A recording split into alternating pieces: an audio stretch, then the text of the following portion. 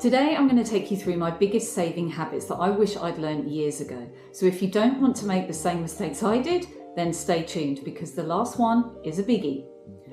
The first thing is just start. Even small savings make a difference. When I was younger, I used to tell myself I couldn't afford to save, that I didn't have enough money. But the reality is it's not about how much you earn. It's about a mindset. So just start saving. When I started, I was only saving £50 a month, which didn't seem like a lot. But suddenly over a year, that's £600. Within 2 years, it's £1,200. Just start doing it. And when you start to see the accumulation of savings, it will encourage you to put in more, and you can always put in more later.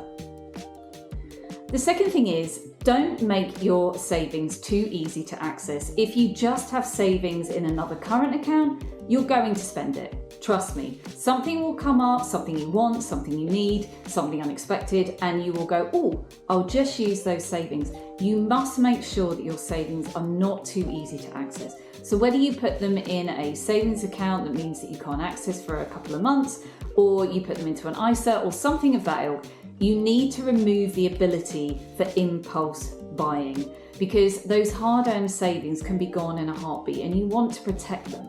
So make sure they are not easy to access.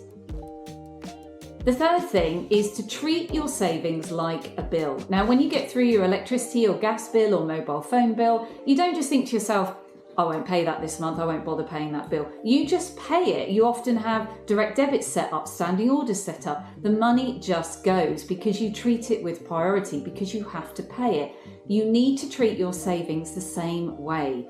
You need to treat them as something that is non-negotiable. So whether you set up a direct debit or a standing order, so when you get paid, immediately the amount that you decide goes off to your savings, you need to put these things in place, because otherwise you just won't do it. And hey, just remember, unlike all your other bills, this is a bill that you're paying yourself. This is something that you're investing in yourself. So believe me, it should be your top priority. Now we move on to pay rises. Now, we all love a pay rise. It's amazing when you get a pay rise, right? And you're always pleased to get that first paycheck with that extra money in it. However, when you get a pay rise, you've got to remember that you have survived on the previous amount until now just fine. So when you get a pay rise, make sure at least 30% of that pay rise gets added to your savings. So if you're being paid an extra £100 a month, 30 into savings, 70 for you. You never got used to this money before, and you'll still have an extra £70 a month. You will not miss that £30. You will not miss that 30% if you do it from day one. It's also a great way to build up the amount you're paying into savings over time, to make sure that you're forever adding to the amount you're paying in and giving it the priority it deserves to look after your future.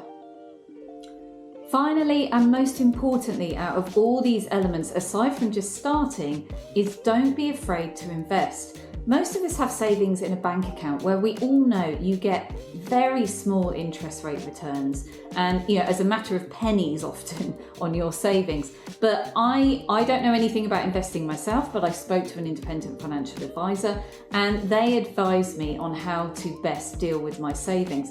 And I can honestly say that now I'm used to doing that, even though it was a scary thing at the beginning. It has definitely helped my savings, and it has helped them grow in a way that they would not have grown if I just had them in a bank account. So don't be afraid, look into it, speak to the right people and invest those savings. If you do all these things, you're going to be well on the road to saving for your future. All you need to do is make a start. Don't worry how small, and just go for it, because once you get used to it and it becomes a habit, this will just be normal for you and the money will build up without you even noticing.